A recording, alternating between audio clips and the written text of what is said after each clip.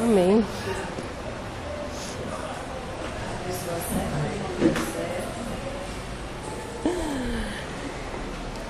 Bem, boa noite a todos, queridos irmãos, irmãs em Cristo. Que o Senhor nos abençoe e nos envolva sempre na proteção dEle. Que assim seja, amém? Assim seja, Senhor. Meus irmãos, o tema de hoje é Carnaval, uma visão espírita. Como que nós podemos analisar esse momento que estamos para vivenciar esses dias de forma mais intensa? Afinal de contas, Carnaval aqui no Brasil, no nosso país, principalmente na nossa querida Bahia, parece que é o ano todo, né? É o ano inteiro praticamente. Mas esse dia, as multidões estão reunidas. Então, o movimento é bem maior, é intensificado. Qual a preocupação da espiritualidade em trazer essa temática para nós? Ora, se não houvesse preocupação, não existiriam textos de espíritos de escola, como Emmanuel, que foi guia de Chico Xavier, André Luiz, que também fez várias obras psicografadas por Chico Xavier, Joana de Ângeles, guia e mentora de Divaldo Franco, Manuel Filomeno de Miranda, que tem uma das obras que é mais explorada no tema de Carnaval, Nas Fronteiras da Loucura. Também um espírito de escola em que temos aí na FEB o projeto Manuel Filomeno de Miranda, estudando cada vez mais a fundo tudo o que esse espírito nos traz de informação. Mas só são esses? Não. Temos vários espíritos. Esses são os que a gente tem mais convívio. Pega uma obra aqui, outra ali e se depara com eles. Mas lembram do nosso querido Humberto de Campos? Houve uma polêmica na época que Chico começou a psicografar as obras do espírito Humberto de Campos, um jornalista, um cronista, que quando desencarnou começou a trazer várias informações também do mundo espiritual, através de Chico Xavier, e a família exigiu os direitos autorais. Tivemos uma briga na justiça, inclusive por causa disso. Durante esse período, o nosso querido espírito Humberto de Campos passou a se chamar Irmão X. E é através do texto dele, Coisas do Carnaval, que naquela época um português mais empolado, coisas seria coisas. Eu vou começar hoje esse nosso encontro. Humberto de Campos, ele escreve nesse texto uma seguinte situação: as alegrias ruidosas que precedem o Carnaval de 1941, ou seja, ele vai falar a respeito de uma situação no Carnaval no ano de 1941. Você vê que a nossa preocupação é antiga. Trazem aos olhos de minha imaginação um quadro estranho e doloroso. Iniciavam-se os movimentos carnavalescos do ano findo.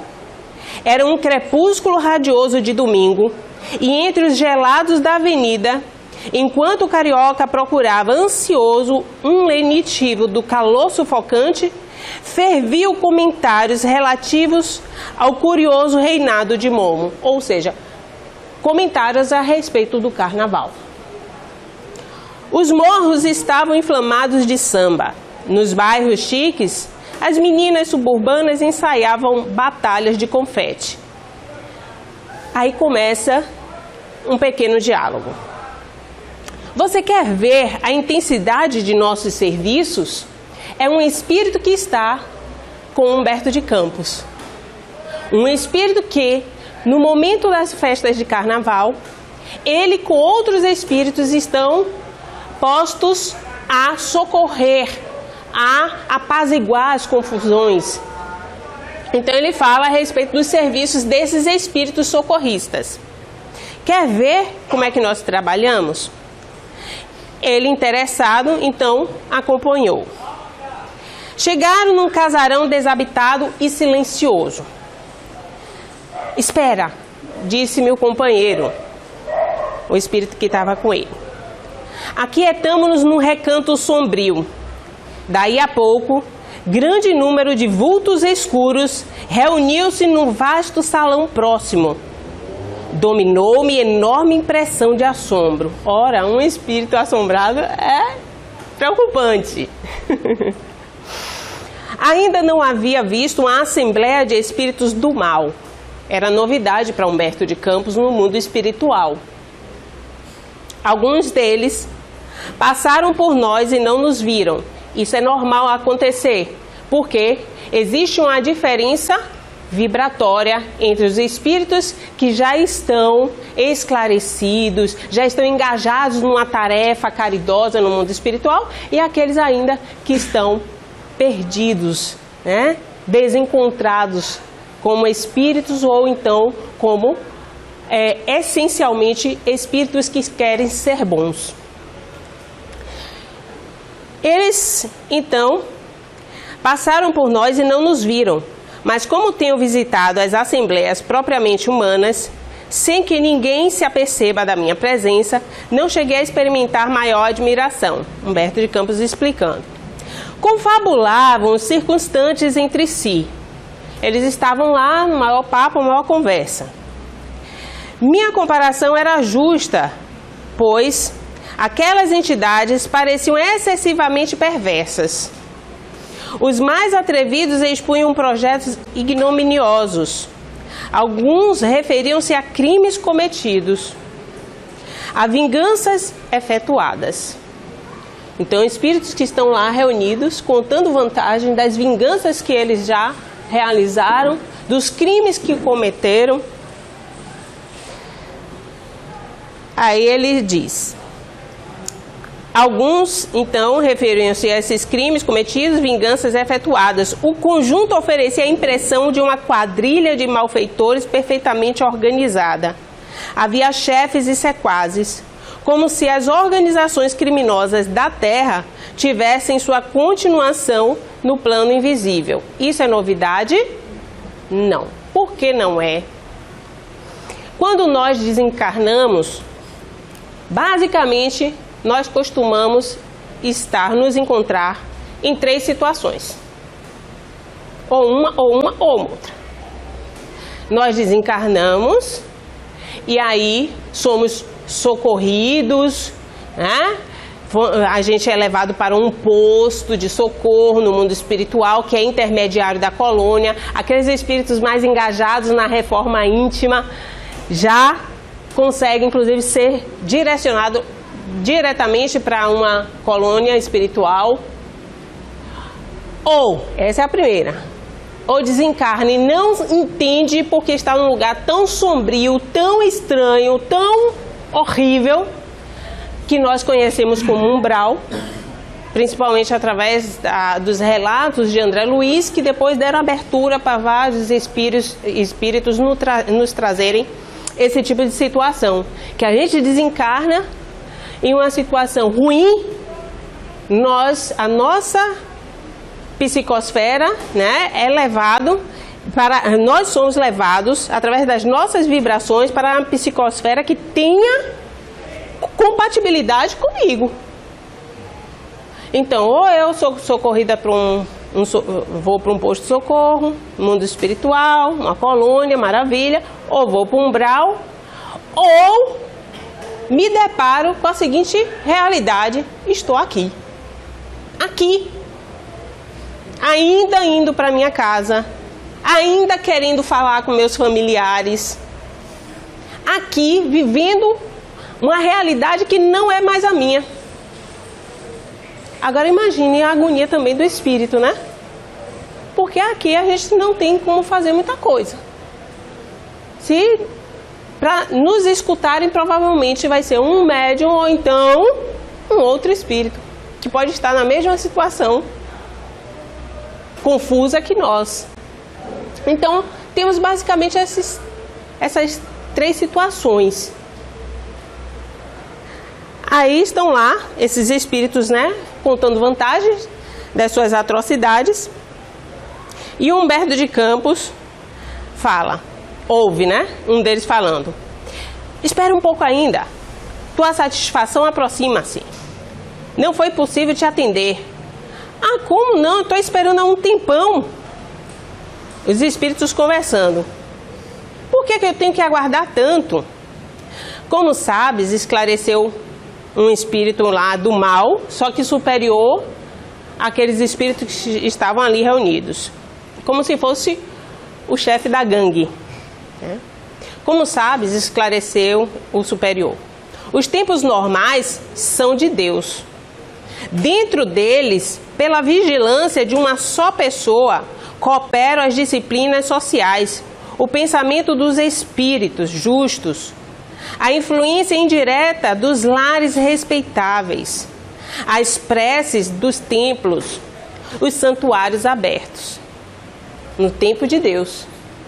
No tempo de Deus, é o que ele está dizendo aqui, seria um tempo normal. É um tempo que eu me preocupo em fazer evangelho no lar, pelo menos uma vez por semana, porque faz parte da minha rotina. É um tempo que eu tenho para estar explorando uma leitura, né? Uma boa leitura, edificante. É o tempo que eu estou exercendo minhas atividades espirituais de acordo com minha religião. Vou para o meu centro espírita, tomar meu passe, assistir uma doutrinária. Se eu sou católico, vou para a minha missa. Se eu sou bandista, vou lá no terreiro fazer não sei o quê. E aí vai. Cada um com a sua pegada, vamos dizer assim. Então, ele explica. Isso é normal. Os santuários estão abertos. Então, se a gente chegar ali, aqui o centro está aberto. A gente chegar ali na frente, a igreja da Pituba eu passei, estava assim, inclusive na hora que eu passei, né? Em maior engarrafamento. Então, os que não erraram, ou seja, as pessoas que são mais conscientes da sua conduta para com o próximo, os que não erraram defendem as almas caídas, aqueles que estão em erro. E isso no Espiritismo a gente trabalha muito. O que é? Um irmão, quando ele está tendo atitudes, demonstrando ser uma pessoa perversa, né? Impaciente, malvado, mal educado, a gente pensa logo, é um espírito ignorante. Ignorante. Ignorante não é em termos de cultura, não. É ignorância espiritual. Porque quanto mais vivido o espírito, mais experienciado, ele vai se tornando mais pleno, ou seja, menos ignorante. Porque na nossa essência, quando Deus nos cria simples e ignorantes. E o que vai acontecendo é que com cada reencarnação que eu vou vivenciando, eu vou amadurecendo, eu vou me tornando menos ignorante. E quando a gente se depara com esses indivíduos, a gente tem essa compreensão. São ainda espíritos renitentes no erro. Algo que a gente superou em 1 a 2 reencarnações, esse espírito já deve estar mais de 10 reencarnações e ainda fazendo a mesma coisa, né? Aquele espírito teimoso, ruim que só. Então, aí ele diz isso. Os que não erraram defendem as almas caídas. Encontramos assim muitos obstáculos nesse momento, com os templos abertos, com as pessoas nas suas rotinas religiosas. Mas já estamos nas vésperas dos tempos anormais. Esses são do homem, e o homem é inferior como nós mesmos. Os espíritos se referindo a eles. Então, o tempo em que nós estamos orando, nós estamos ainda conseguindo manter a nossa conexão com Deus, é o tempo de Deus. Quando não há isso, aí ele está dizendo, aí será o tempo dos homens. E os homens, como a gente aqui, ó, são espíritos imperfeitos. Chegará a nossa oportunidade, então. Então esses tempos são do homem e o homem inferior como nós mesmos. Quando há guerra ou loucura, só podem manter contato com Deus os que já adquiriram passagem livre. Mas os outros caem no nosso nível. Estão os bons serviços, então os bons serviços podem ser feitos, os bons serviços da maldade. Por quê? O rapaz ele estava querendo prejudicar uma moça que o feriu sentimentalmente. Então ele queria se vingar, já que ele estava desencarnado e ela estava reencarnada. Ele queria se vingar dela. Já vinha perseguindo um tempão, se juntou a essa turma, esperava que essa turma atacasse essa moça e nada de acontecer. Por quê? Aí ele dá essa explicação. Calma, porque ainda estamos no tempo de Deus, mas está vindo aí o tempo dos homens, que é um tempo anormal.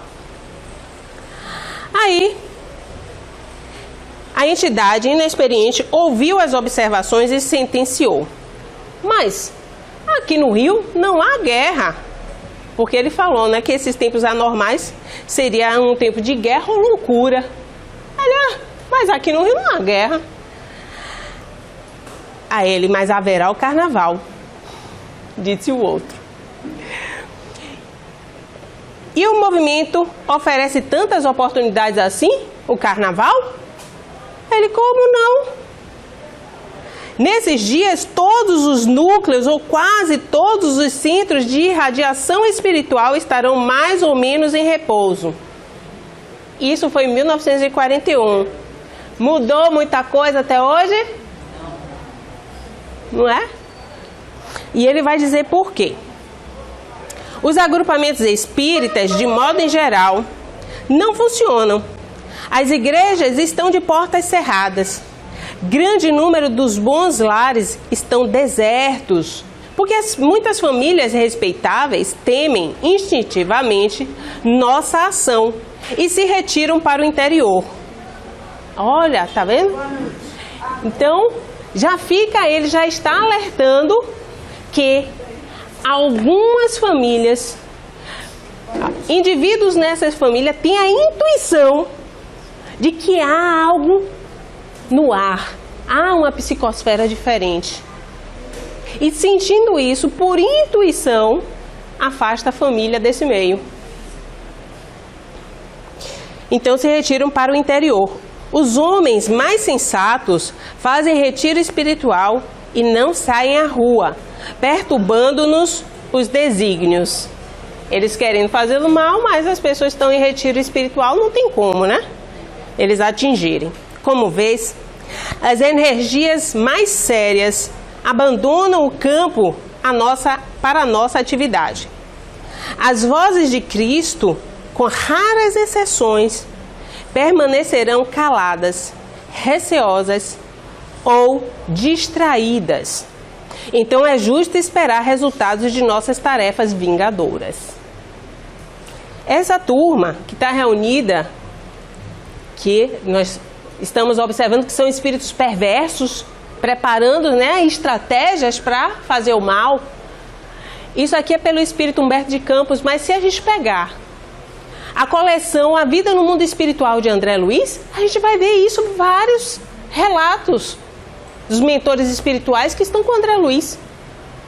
Chega ao ponto, num livro, se eu não me engano, Libertação, em que nós temos o malvadão do Gregório, que praticamente ele é como se fosse um governador de uma cidade trevosa. A gente não tem as cidades espirituais que são iluminadas, temos também nas regiões umbralinas aglomerados de espíritos.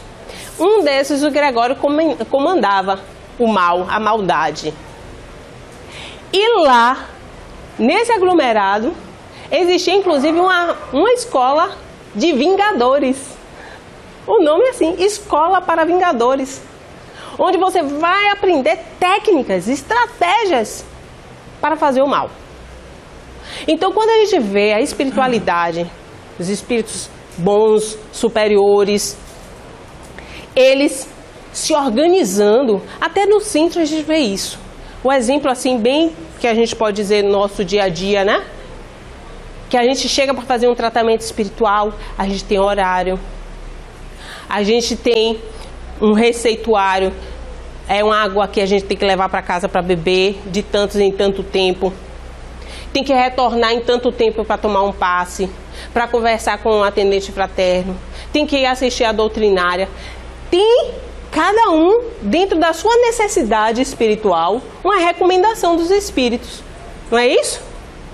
Tem uma estratégia. Por quê? É assim aleatório? Não. Cada coisa que nós estamos fazendo, vindo aqui no centro assistir uma doutrinária, nós temos uma equipe espiritual responsável pelo nosso encontro hoje aqui. Já eles organizaram o espaço antes. Depois que nós sairmos daqui, continuaremos trabalhando com as equipes espirituais. Quando é um dia de atendimento para um determinado problema, uma cura, um tratamento, tem equipes espirituais que são designadas para nos acompanhar desde quando nós chegamos ao centro, principalmente quando saímos do centro. Vão conosco para casa. O Evangelho no Lar é o quê, gente? É uma reunião mediúnica? Não. Eu sinto na minha casa e me ponho em oração com aqueles que fazem parte daquele lugar comigo, a minha família, os conviventes, às vezes alguém que trabalha também no local, junta todo mundo, vamos aqui, a gente para tudo, que eu quero descer, não é ótimo, para tudo, que esse é o momento que nós vamos fazer o Evangelho no Lar. Nós vamos nos conectar com Deus. E sabemos que, assim como estamos reunidos fisicamente, nós também temos uma equipe espiritual que faz parte do nosso lar a partir do momento que a gente implanta o Evangelho. Quando a gente começa a praticar esse hábito de, pelo menos uma vez por semana, realizar o Evangelho no nosso lar, é designado pelo mundo superior, pelo mundo espiritual, uma equipe que cuide daquele lar. E esse trabalho não termina depois que a gente acaba o Evangelho no Lar. Essa equipe passa a assessorar todos os membros da família, ininterruptamente. Vocês sabiam disso? Não, eu pensava que é só no dia e na hora do Evangelho no Lar, por isso que eu tento não chegar atrasado ou tento fazer no dia. Não. Eles ficam conosco, não é ficam dentro de casa transitando, há uma conexão psíquica com os moradores do local. Então, qualquer coisa que há, uma angústia que você sente, a equipe espiritual está ali, está presente, você já pode contar com eles. Espíritos que estão aqui conosco, neste lar. Eu estou sentindo algo diferente, amparem-nos. Às vezes é um problema que é visível, que a gente está passando. Traz essa equipe espiritual para auxiliar, confiando neles. Então, aí deixa eu terminar o casinho, senão vai ser a palestra toda para ler esse texto, né? Aí, junto do companheiro, o Humberto de Campos saiu impressionado, né, com tudo aquilo que estava acontecendo, porque eles começaram a ficar lá conversando, comentar a situação da mocinha, que eles teriam que prejudicar, falar o nome dela, exaltar o propósito mesquinho que teriam que fazer. A conversação expunha o nome dela, onde ela morava e intimamente alimentei a ideia de acompanhar a questão até o fim. Aí Humberto de Campos ficou curioso. Sabem tudo sobre a moça? Vamos ver o que é que vai dar. Junto ao companheiro, saí impressionado, enquanto sua palavra amorosa esclarecia a complexidade da tarefa de todos os bons trabalhadores de Jesus nos planos invisíveis que rodeiam a atividade do homem da terra. E aí veio o carnaval. Veio o carnaval. Admirado, segui de perto o esforço titânico das entidades consagradas ao bem, porque ele estava com a equipe auxiliando, lembra? Que estava preparando o socorro, já que o carnaval estava se aproximando. Então, ele viu esse esforço da organização das equipes espirituais para evitar o mal, né? Para que não deixasse mais longamente as raízes venenosas do mal se alastrarem.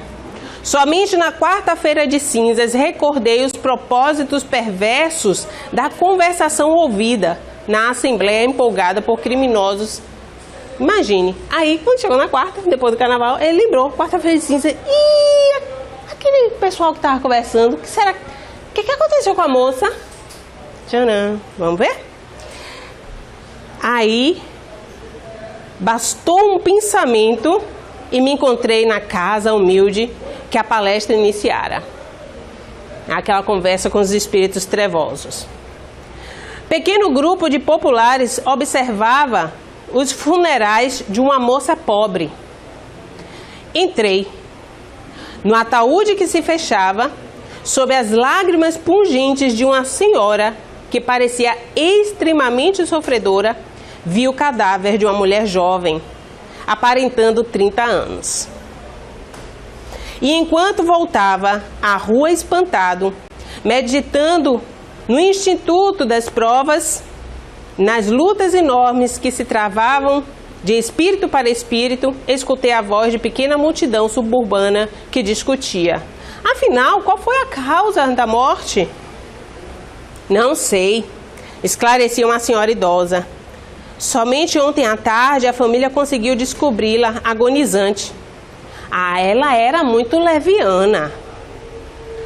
Mas um velhote de semblante bonachão, parecendo um pândego em férias, tão displicente quanto a maioria dos homens deste século, punha termo ao assunto exclamando, inconsciente. Ora, mas para que tantas discussões? São coisas do carnaval. Então, são coisas do carnaval que a gente começa a achar natural. Natural. A gente vê as estatísticas todos os anos da violência, os casos absurdos, uma pessoa que não bebeu, não fez nada, às vezes só está indo para a rua e pronto, empurrou, bateu a cabeça e já desencarnou. E a gente fica, meu Deus, como é que pode? Às vezes ficar de besteira, ia ser assaltado, era um celular, que eu vejo todo mundo em cada esquina sentado assim na rua, um celular, parece que celular se levar, daqui a 5 minutos eu pego outro.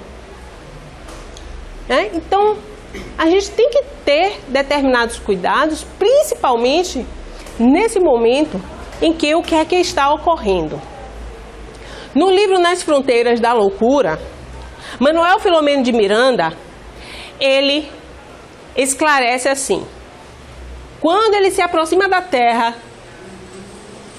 que ele vê as zonas sombrias, camadas escuras, densas, e ele pergunta ao mentor espiritual que está com ele, o que é aquilo que está ocorrendo na Terra? Aqueles pontos escuros, aquelas nuvens. Aí o mentor espiritual responde, são aglomerações de pessoas. E quando ele se aproxima, está indo para o Rio de Janeiro, aí quando chega no Rio é carnaval. Então, ali era a psicosfera das mentes unidas de encarnados e desencarnados. E nós sabemos que a multidão de desencarnados é muito maior do que encarnados aqui na Terra. Estima-se que hoje, pelo menos nós todos, estejamos juntos em cerca de 33 milhões de mentes pensantes. É muita mente pensando ao mesmo tempo. Às vezes 2 já não conseguem conciliar, que dirão tantas mentes, vibrando, emitindo pensamentos, vibrações, é o que nós chamamos, inclusive, criando as formas pensamentos. E, nesse mesmo livro, eu acho interessante que Manuel Filomeno de Miranda, ele traz um cenário que é um pouco até, assim, assustador. Ah, Karina, você veio aqui falar hoje, exterminar com o carnaval da gente? Não. Eu vim apresentar o que é que o mundo espiritual traz de informações para que nós tenhamos cautela nas nossas escolhas. Para não dizer, eu não sabia. Porque espíritas instruí-vos e espíritas amai-vos. O que é isso? Cada vez mais que a gente se instrui, que a gente tem conhecimento, aumenta a nossa responsabilidade para conosco e para com o próximo. Manuel Filomeno de Miranda diz que a população invisível, ou seja, os desencarnados, era praticamente o triplo de encarnados. Então, já imagine que eu pelo menos sempre achei que cada um pelo menos tem um desencarnado junto a si, que é o nosso anjo guardião, né não? Agora, obsessor, às vezes a gente está cheio de problemas, vai para o centro e não é possível, eu devo estar com um obsessor. Não, às vezes você pode estar até com 10. Tem, se eu não me engano, também no livro Libertação, que foi justamente um comandado de Gregório, que estava obsediando uma moça, já tinha sido hospitalizada. Quando André Luiz chega com o mentor no hospital, ele vira assim, o que são essas coisas aglomeradas nela, né? Aí ele fala, aí são obsessores que já perderam a forma humana, ovoides. 60 obsessores. Então agora imagina, o que mais tem é espírito agora, para ser nossa companhia. Vai depender de cada um de nós que companhia que nós queremos ter. Só é simples. Você, quando sai de casa, você tenta estar com pessoas que você goste, né? Senão é melhor ficar em casa, não é? Espiritualmente é assim também. Mas como é que eu atraio as companhias que eu gostaria de ter? Eu quero boas companhias. Então você tem que fazer coisas edificantes para que atraia bons espíritos. Porque nenhum espírito bom, nenhum espírito que está trabalhando na sua reforma íntima, quer ver você ir ali para a esquina, encher a cara até cair. Alguma mãe gostaria de ver um filho assim? Não, né? Nenhum pai. Ninguém quer ver uma pessoa que a gente goste passando mal ao ponto de cair por causa de bebida. Agora, se eu estou em casa, lendo um livro, não digo nem casa, às vezes eu vou na praia, fazer uma caminhada, olha para o mar, olha como é tudo lindo, o sol, e você vira assim, meu Deus, sai dessa rotina do trabalho, o dia a dia do corre-corre. Aí sim, você atrai bons espíritos. Qual a melhor forma que a gente tem em estar em boas companhias? Fazer o bem. Simples assim, está fazendo o bem. Aí ele diz que a multidão é bem maior. Deixa eu acompanhar aqui. A população invisível é bem maior do que a dos encarnados. Que os desencarnados disputavam entre si a vampirização das vítimas encarnadas, que eram telecomandadas. Ou seja, já tinham influenciado as mentes dos encarnados, por isso que ele chama de telecomandadas, ao ponto de essa influência levar a que nós encarnados fizéssemos coisas que os desencarnados gostassem. Por quê, gente? O que é que ocorre? Eu gosto de beber uma cervejinha. Quem é que não gosta? Porque, vamos dizer assim, eu na verdade não gosto, estou dando exemplo. Mas que eu vi alguém, olha, eu nem bebo álcool, já tem mais de 5 anos. Mas, pois é, gosto de tomar minha cerveja, que é a paixão nacional é cerveja e futebol, né? Para quem eu não sei, deve ser para vocês, porque para mim, nenhuma das duas pegadas, nem futebol e nem cerveja. Mas vamos dizer, adoro a cervejinha e não consigo chegar ao final de semana e não tomar uma cerveja. Por quê? Já associo que final de semana, sextou, é com cerveja. Se eu crio esse condicionamento em mim, isso é uma forma de estar apegada, de ter esse hábito. Se eu desencarno, eu perco esse hábito? Não. Claro que eu não vou ficar no mundo espiritual. Sextou, porque vai ser sextou o tempo inteiro, vai ser infinito, né?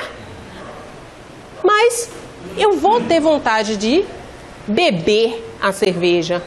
Só que lá não tem a cerveja para beber e eu me encharcar o meu corpo biológico e o perispírito, porque o álcool, ele tem esses 3 estágios. Na verdade, ele pode nos atingir biologicamente, nos atingir no perispírito, que é o nosso corpo espiritual, e mentalmente. A mente está onde? No espírito. A mente está no espírito. O corpo, que a gente chama de corpo mental, que é o mais próximo. Ou seja, contagia tudo. A depender de quanto tempo eu fico bebendo, de quantas encarnações eu não consigo me desvincular desse hábito, isso vai me prejudicando. Sempre. Então, o que é que acontece? Estou desencarnado e quero beber. Eu não tenho como pegar uma cerveja e tomar, mas tenho como me vincular psiquicamente com alguém que vai beber. E aí eu tenho todas as sensações como se eu estivesse bebendo. A pessoa que está tomando álcool, mas eu estou sentindo a mesma coisa que ela está sentindo. Gelada. E depois passa do ponto, tô ficando meio tonta. As sensações são essas também para o espírito, para o desencarnado. Então, o que é que ocorre? Eles sentem a necessidade de nos estimular para que eles consigam ter essas sensações. Assim também vai ocorrer para aquele que fuma, para aquele que tem alguma situação de tóxico, que já provou algum tipo de droga. Então eles vão nos estimular. Daí a dificuldade de uma pessoa ingerir só uma cerveja. Uma latinha, só uma latinha. Porque quando a gente vai fazer determinadas coisas que vão nos dar prazer, essas sensações, geralmente tem vários espíritos que vêm, nos acompanham e nos incentivam, nos estimulam para que a gente prolongue isso. E a gente acaba fazendo os excessos. Porque a gente não está sozinho. Tá? Então, estimulavam a sensibilidade e as libações alcoólicas de que participavam, estimulando justamente para que eles tivessem essas sensações. Ingeriam drogas, utilizando-se dos comparsas no corpo físico, já que eles não tinham como ingerir a droga, psiquicamente ligado. Se interligavam a desmandos e orgias lamentáveis. Davam início a processos nefandos de obsessão demorada. O que é a obsessão? É uma influência constante do espírito a ponto de nos prejudicar. Isso é natural, ocorre? É verdade? Lembra a questão 459 de O Livro dos Espíritos? Influem os espíritos em seus pensamentos e ações, e os espíritos respondem, né? Muito mais do que imagina. São eles que ordinariamente, ou seja, constantemente, são eles que vos dirigem. Por quê? Eles dizem, o normal é que eles lhe conduzam. Por quê? Porque a maior parte de nós não estamos vigilantes. A maior parte de nós não quer trabalhar o autoconhecimento. Quer saber da vida do outro, mas não quer entender as suas esquisitices, seus problemas, suas vontades. Não quer mergulhar dentro de si. Mas quer saber por que o outro está fazendo, deixando de fazer e acontecer. Quando a gente se preocupar mais conosco, nós aí sim deixarmos de sermos um estranho para cada um de nós, criarmos intimidade conosco através do autoconhecimento, a gente vai se amar muito mais. E é aí que quando eu me amo mais, eu tenho uma capacidade maior de amar o próximo. Que o mandamento é amar a Deus acima de todas as coisas, com todo o seu coração, toda a sua alma, todo o seu espírito, e ao próximo como a ti mesmo. Então, Hoje, a forma que eu me relaciono com o próximo, com as pessoas, é a forma que eu estou me relacionando comigo. Eu só posso dar aquilo para os outros que eu acho que eu posso dar. Eu sou limitada. A partir do momento que eu mergulho em mim, que eu me amo mais, que eu me autoconheço, isso potencializa. Porque você faz algo, não é a opinião de uma pessoa que vai mudar o que você faz, o que você é. Ainda vivemos uma sociedade em que as pessoas buscam aceitação. Você tem algo a fazer, se determina a fazer, mas vem mas isso é feio. Não sei quem não vai gostar. E eu, se eu falo, você não fazia. Você já para e pensa, eu não vou fazer mesmo não. Porque você quer fazer para ser sucesso, para ter destaque, para ser amado. A gente vê isso nas redes sociais, as postagens das pessoas. As pessoas, tem coisas ali que eu viro assim, como é que a pessoa postou isso? Uma besteira dessa, mas eu penso, isso é o grau de importância que ela acha que isso reflete na vida dela. Tirar uma foto da criança sentada no pinico. A primeira vez que ela usou o piniquinho é importante para aquela pessoa. Para mim nunca seria. Mas eu tenho que entender que as pessoas são diferentes. E essa diferença eu tenho que amá-las, cada uma no seu quadrado. Então, aí Manuel Filomeno de Miranda termina dizendo que esses espíritos se interligavam a desmandos e orgias lamentáveis, como eu falei. Misturavam-se espíritos de aspectos bestial e lupino, horrorosos, verdugos e técnicos de vampirização, técnicos, estudaram para fazer o mal, de vampirização do tono sexual, em promiscuidade alarmante com inúmeros desencarnados. Outra coisa, assim como nós temos prazer em ingerir determinados alimentos, em ingerir determinadas bebidas, ou drogas, ou seja lá o que for, sexo não dá prazer não, gente? Tirando os virgens aqui, as virgens, dá. Claro que dá. E o espírito desencarna e quer, e aí? Vai fazer como? Quem estudou isso, inclusive, foi Santo Agostinho. Espíritos íncubos e súcubos, que faziam uma relação, ou seja, se introduziu junto com os parceiros no momento da relação sexual para poder ter as sensações da relação. Aí você fala, meu Deus, então hoje eu com minha parceira ou meu parceiro, como é que vai ser? A gente vai ter que fazer uma limpeza no nosso quarto? Não. Aqui a gente está falando de relações promíscuas. Relações que a pessoa mal vai lembrar o nome da outra no outro dia. Relações sexuais daquele que entra num local só para praticar o sexo. Vai num bordel, num prostíbulo, sei lá como é que chama hoje em dia. Não tem vínculo de sentimento. Quando há um vínculo de sentimento entre as pessoas no ato sexual, o que é que ocorre? A espiritualidade maior protege o ambiente. Aí pode fazer tranquilo, viu? Use e abuse. Então, qual seria essa repercussão da festa do carnaval pra gente? A gente tem a repercussão socioeconômica. Muitos defendem que é um período em que a economia roda, né? O dinheiro circula e aí a gente tem a oportunidade de ganhar dinheiro. Bem, eu sou uma das poucas que não ganha nada com carnaval. Aí você vai dizer, por isso você está dizendo que carnaval é ruim? Eu não disse que carnaval é ruim. Alerto mais uma vez. Trouxe hoje aqui o que é que os espíritos falam a respeito da festa de carnaval, para que nós estejamos atentos. Isso vai me dizer que, então não vou mais para o carnaval? Não. Se você é uma pessoa que mora num circuito, imagine, vai sair de sua casa por causa disso, mora no circuito. Tem uma família que gosta de brincar de carnaval.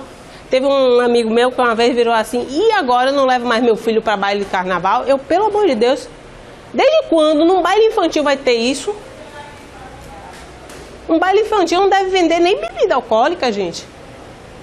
Então tá lá as crianças, quer dizer, é um ambiente saudável. Agora, de preferência, se você não quer que sua família nutra esse tipo de cultura de ir para o carnaval, comece a fazer outro tipo de atividade essa época. Não, vamos agora para o interior, visitar fulano, ou todo carnaval a gente faz não sei o quê. Entendeu? Cria uma programação para não ficar refém do carnaval.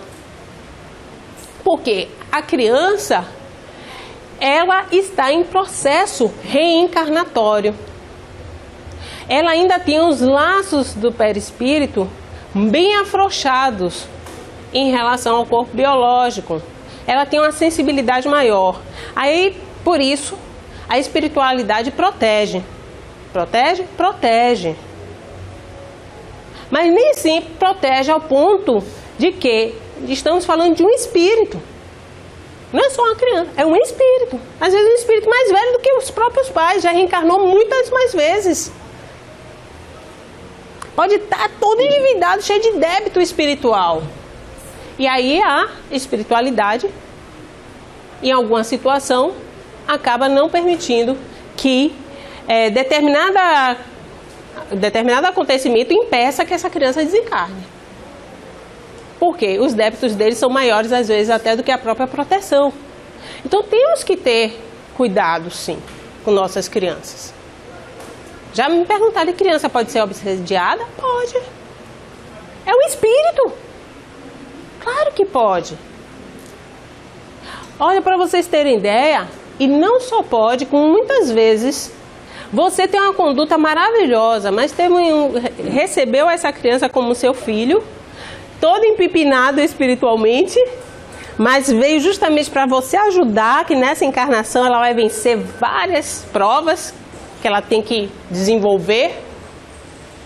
E aí um único obsessor que lhe persegue pela sua conduta, não consegue te atingir, vai fazer o quê? Vai usar a criança. Tem um caso, não especificamente assim, mas eu posso dizer que Bezerra de Menezes mesmo, doutor Bezerra de Menezes, o obsessor tentava atingir doutor Bezerra de Menezes e não conseguia de jeito nenhum. O que é que fez? Obsediou o filho dele. O filho tinha acabado de entrar na faculdade de medicina, rapaz jovem, cheio de vida, saudável. De hora para outra, um comportamento estranho, fechado, todo amuado. Bezerra achou estranho. Depois o menino começou a ter umas conversas desconexas. A memória falhava algumas vezes. Aí o doutor Bezerra de Menezes leva no médico, vários médicos, diagnóstico, loucura. Até que um amigo fala, não, leva o caso lá para o centro. Leva o caso lá para o centro que a gente vai analisar. Quando o centro analisa, era o obsessor, doutor Bezerra de Menezes, que estava obsediando o filho dele. E a obsessão já estava tão forte que o obsessor fala para doutor Bezerra de Menezes, se eu deixar seu filho agora, ele vai ficar desorganizado mentalmente e nunca mais será um menino normal. A ele, mas eu quero que você deixe ele mesmo assim. E aí realmente, o filho dele ainda continua com sequelas mentais depois que o obsessor... E quanto tempo foi para fazer essa desobsessão? Mais de 3 anos. Um trabalho de mais de 3 anos. Doutor Bezerra de Menezes. Aí você diz, mas eu tenho um corpo fechado, amanhã mesmo vou dar meus pulinhos, né? Isso é o quê? Arrogância. Arrogância da gente. Mas eu vou pro carnaval, eu vou em oração. Pra quê? Combina? Combina sim, claro. Se você quer proteger alguém, se você tem um serviço, um trabalho no próprio carnaval que faz com que seja exigida a sua presença lá, claro, orar e vigiar o tempo inteiro. Eu estou ali para ajudar as pessoas, fazer o que eu puder. Mas eu vou sair na pipoca de um bloco, atrás de um trio, todo mundo bebendo, todo mundo se molhando, se divertindo, beijando, pescoçando. E eu, Jesus, estou aqui hoje pulando, viu? Ó, conectada contigo. Não tem lógica. Isso daí acho que é mais insanidade, né? Da pessoa. A nossa conexão é constante com o Pai. E o que é que ocorre?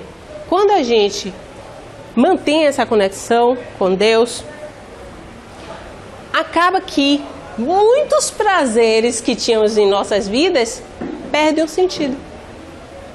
Simplesmente é assim. Não precisa fazer esforço não. Só precisa amar a Deus. Amar a Deus exige disciplina, como diz Emmanuel. Disciplina, disciplina, disciplina. Porque é você constantemente acorda, vai fazer as suas coisas e lembrar. Deus está me vendo. Deus está vendo tudo que eu estou fazendo aqui em casa. Saio para trabalhar, Deus está me vendo. Vou falar algo para alguém, Deus está ouvindo. E, Deus está me observando. E não é somente achar que Deus está presente. Tem que estar uma exigência minha porque eu estou sofrendo. Calma. O que é que você fez até vir o sofrimento? Aí a gente nem quer pensar, né? Quais foram nossas condutas? O que é que eu fiz? O que é que eu deixei de fazer? Quem eu magoei? Quem eu me omiti? Para que chegasse a esse ponto e agora que eu estou sofrendo por ingratidão de alguém, por algo que eu perdi, às vezes é um trabalho. Por que essas circunstâncias me chegaram? A gente colhe o que a gente planta. Simples assim. Então, meus amigos, caminhando para o fim, né?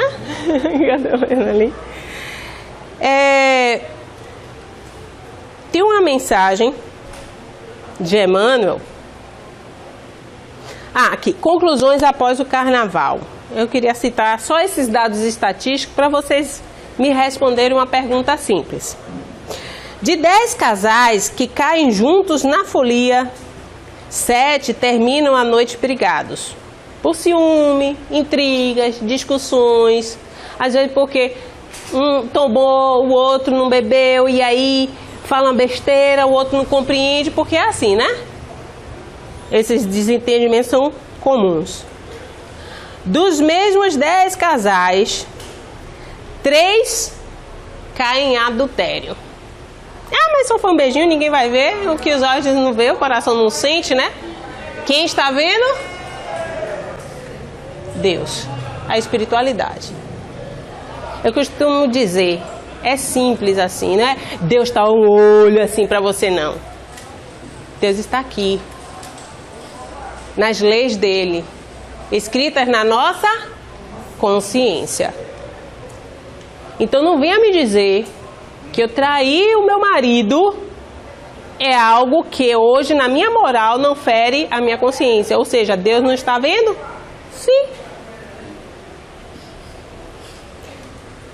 Outra coisa, de 10 pessoas, já não são casais, pessoas, podem ser homens ou mulheres, 10 pessoas no carnaval, pelo menos 7 se submetem a coisas que abominam no seu dia a dia, como álcool ou outras drogas.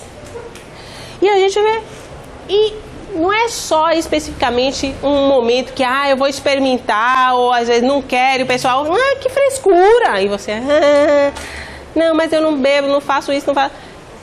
Aí acabam estigmatizando a gente, né?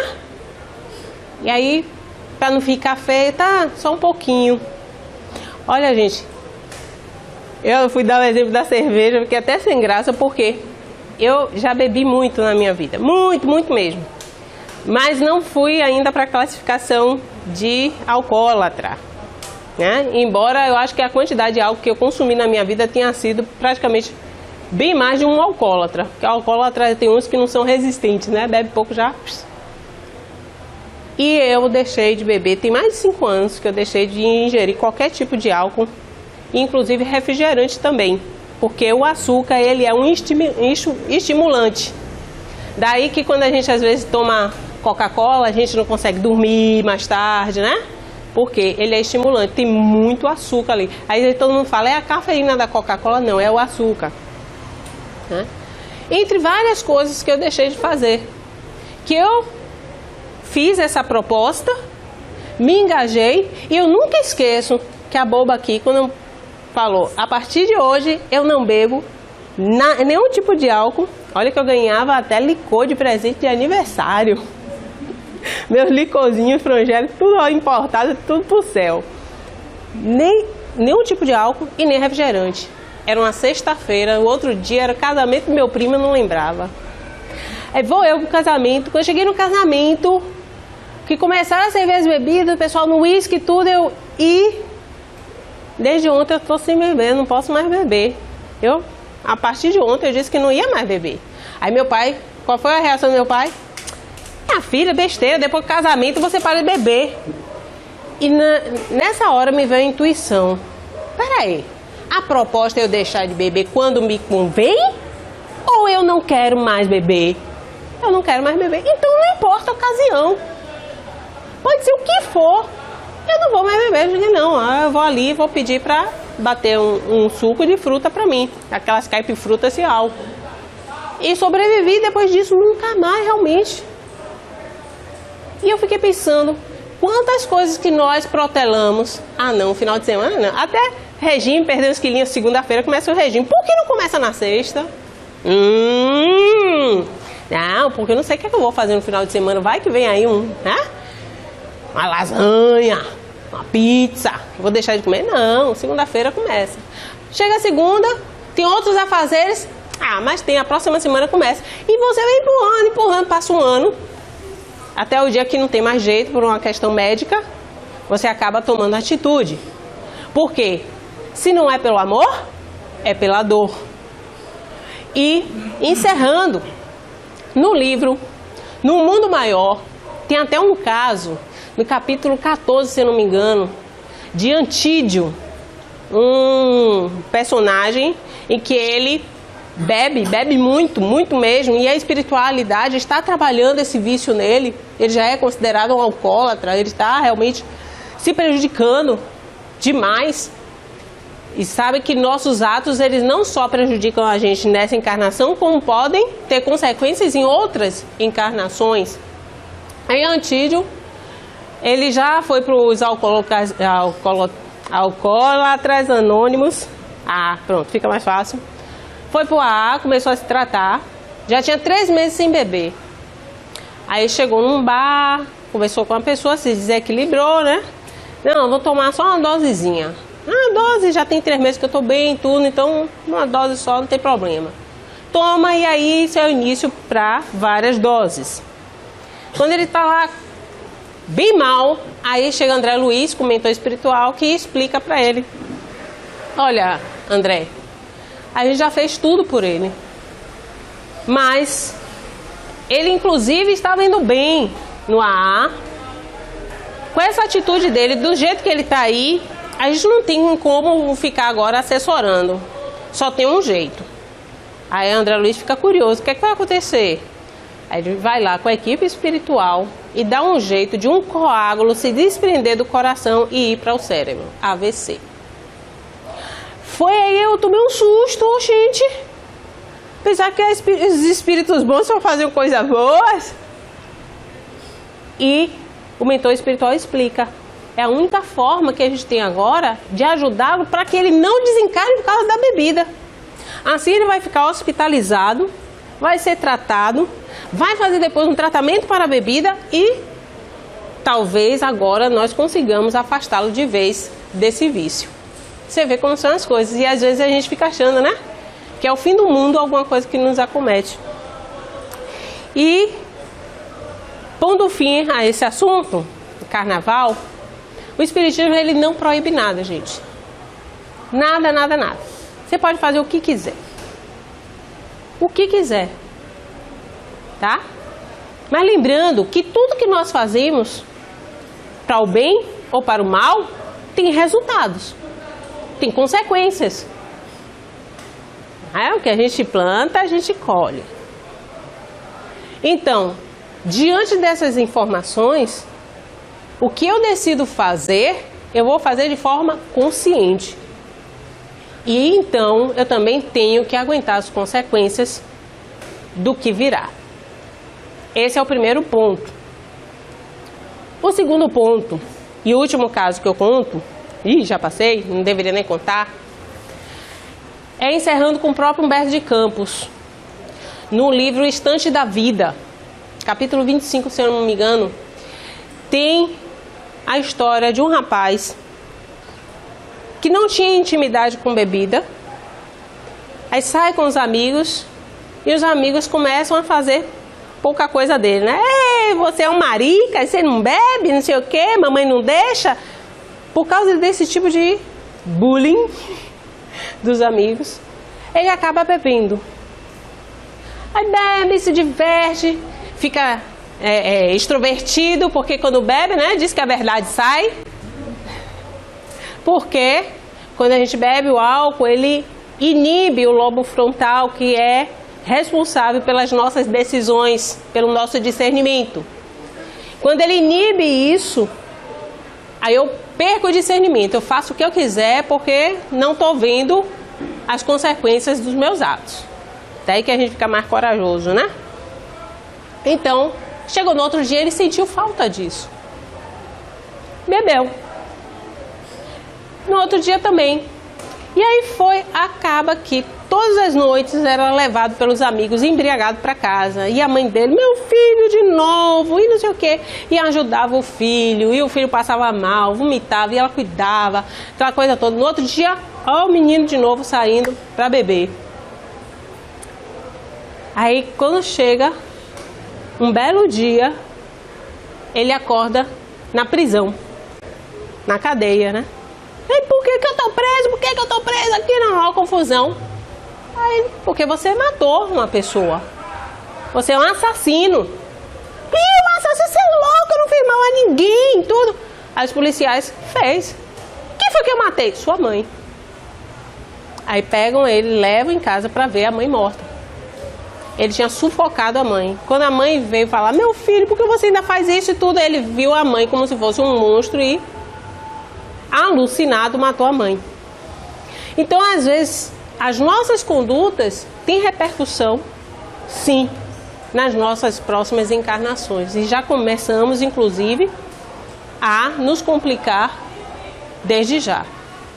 Então, tenhamos consciência do que nós fazemos. Como diz o nosso querido apóstolo Paulo de Tarso, nem tudo me convém, não é isso? Tudo me é lícito, mas nem tudo me convém. Muita paz a todos.